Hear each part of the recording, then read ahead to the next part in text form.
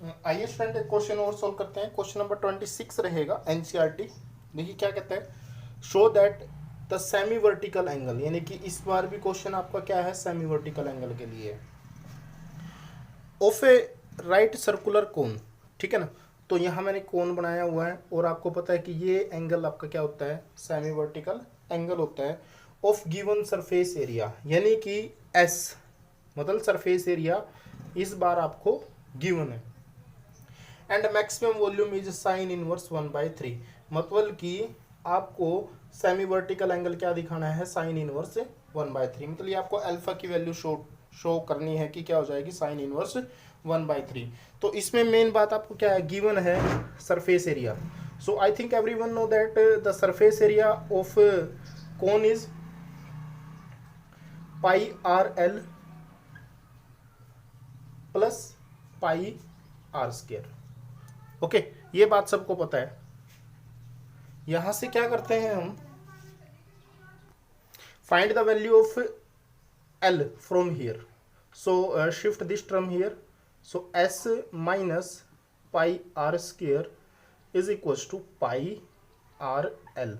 So the value of l is s minus pi are square by, ये pi r है, इसको shift कर दीजिए, pi r that is equals to l. इसको further split कर दीजिए। So s by pi r plus pi are square by pi R is your L. Okay, so this term is further simplified, S by pi r,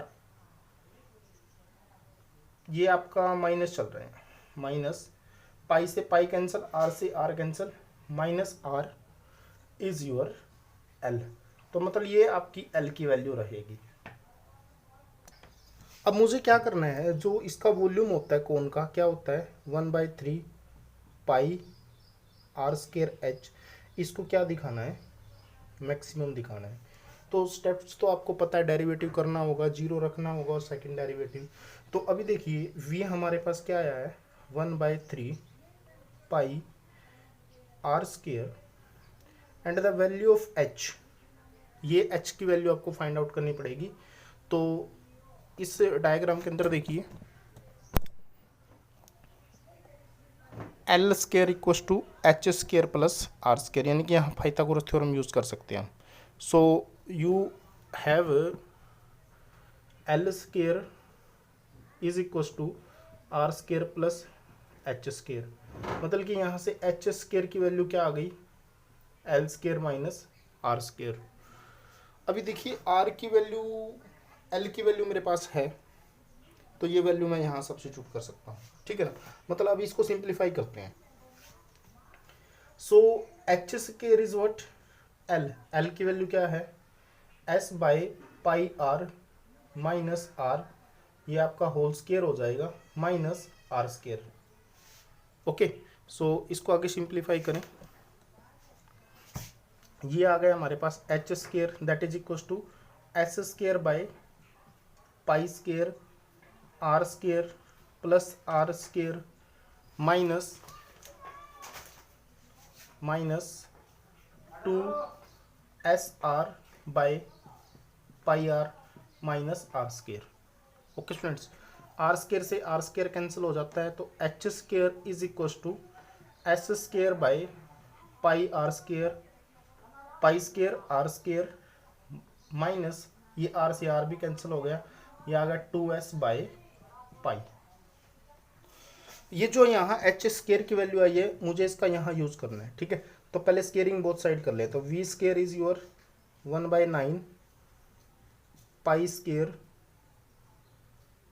are to power 4, और ये हो जाएगा हमारा H square. सो ये H square की value आपको यहाँ substitute करनी है, तो you left with V square equals to 1/9 pi square R to power 4, और h की वैल्यू, एच स्क्वायर की वैल्यू आपको पता है क्या है, S square by pi are square minus 2S by pi. Okay students, तो ये वैल्यू मैंने यहाँ इसकी सब्स्टिट्यूट कर दी। अब इसको आपको अंदर मल्टीप्लाई करना है, वी स्क्वायर को, वी स्क्वायर में सो फाइनली स्टूडेंट हमारे पास वी स्केयर की ये वैल्यू आ गई है। तो इसको हम अभी सिंप्लीफाई करते हैं, मतलब इसको अंदर अंदर मल्टीप्लाई करना है आपको। तो क्या हो जाएगा ये, that is equals to pi square R square, यहाँ से S square divided by 9 pi square R square. Okay, sorry, here is R4। अब इस टर्म को इसके साथ मल्टीप्लाई करो, माइनस 2s तो हमारे पास है ही है, यहाँ से आएगा pi square R⁴ and divided by 9 pi. Okay, इसको सिंप्लीफाई करें बच्चों, जो टर्म कैंसिल होती है कैंसिल करें, पाई से पाई स्केयर कैंसिल हो गया, और r से r की 2 पावर कैंसिल हो जाएंगी R⁴ से। सो you left with r square s square by 9 minus यहाँ आपका एक पाई कैंसिल हो गया बच्चों। सो 2s R⁴ बाय 9। सो यहाँ आपका पाई हो रहेगा, ठीक है ना। अब आपको क्या करना है बच्चों, दोनों तरफ डेरिवेटिव करना है। तो वी स्केयर का डेरिवेटिव क्या हो जाएगा, 2v और साथ में dv बाय dr। यहाँ करिए डेरिवेटिव, एस स्केयर बाहर 9 बाहर, r स्केयर का क्या हो जाएगा 2r, माइनस 2 बाहर s बाहर पाई बाहर डिवाइडेड बाय 9, और R⁴ का क्या हो जाएगा 4R⁴। ओके, अब इसको सिंप्लीफाई करते हैं, ये क्या आएगा। So this term is equivalent to 2v dv by dr, that is equals to 2 by 9 s square r, minus यहाँ से हमारे पास आ गया बच्चों 2 4 जा 8 s पाई बाय 9 r⁵। देखिए अब नेक्स्ट स्टेप में क्या करेंगे, हम dv बाई dx को 0 करेंगे, ठीक है ना। तो मतलब dv बाई dr हमें क्या करना होता है, 0 करना होता है। तो 0 रखिए, तो यहाँ से क्या हो जाएगा 2 by 9 s square r minus 8 by 9 s pi r³ is equals to 0। Taking 2 by 9 SR common from these two term, you left with s minus 4 pi r square equals to 0। ये कोई भी टर्म आपकी 0 नहीं हो सकती, इसलिए s minus 4 pi r square हमारा क्या आ गया 0। ओके, सो फाइनली यहाँ से हमारे पास क्या वैल्यू आ गई, s is equals to 4 pi r square. ठीक है, तो यहाँ से हम क्या लिख सकते हैं, s is equals to 4 pi r square. ये इक्वेशन हमारे बहुत काम आएगी। तो नाउ s की वैल्यू हमारे पास क्या आ गई 4 pi r square, and you know very well equation 1 से हम अगर पता करें तो s हमारा क्या था pi r l plus pi r square, that is equals to 4 pi r square. Okay students, यहाँ से देखिए pi r l equals to ये आपका क्या आ जाएगा, इधर आकर के माइनस हो जाएगा, तो ये हो जाएगा 4 pi r square minus pi r square. So you left with pi r l that is equals to 3 pi r square. Okay, so pi से पाई कैंसिल और एक r कैंसिल हो जाता है, तो मतलब यहाँ क्या बचा l is equals to 3r। Okay students, तो यहाँ से आपको क्या करना है r बाई l निकाल लेना है। तो l को मैं यहाँ लेकर के आया, 3 इधर डिवाइड में आ जाएगा, जो कि क्या आ गया आपका 1/3। अब यहाँ डायग्राम से देखिए, अल्फा के अकॉर्डेंस में सामने वाली टर्म परपेंडिकुलर, ये आपकी क्या हो गई base. So perpendicular by base मतलब r by h, r by l बन रहा है, तो r बाय l, ठीक है sorry, so r by l मतलब ये आ गया आपका परपेंडिकुलर बाय h हाइपोटेन्यूज। तो मतलब ये क्या, ये आपका p बन गया है और ये आपका क्या बन गया है h। तो ये क्या होता है हमारा साइन थीटा, तो इसको मैं क्या रख सकता हूँ साइन थीटा, थीटा की जगह हमारा क्या है अल्फ़ा, तो साइन अल्फ़ा हमारा क्या आ गया है 1/3। तो अल्फ़ा की वैल्यू क्या आ गई यहाँ से साइन इनवर्स 1/3, जो कि हमें प्रूव करना था।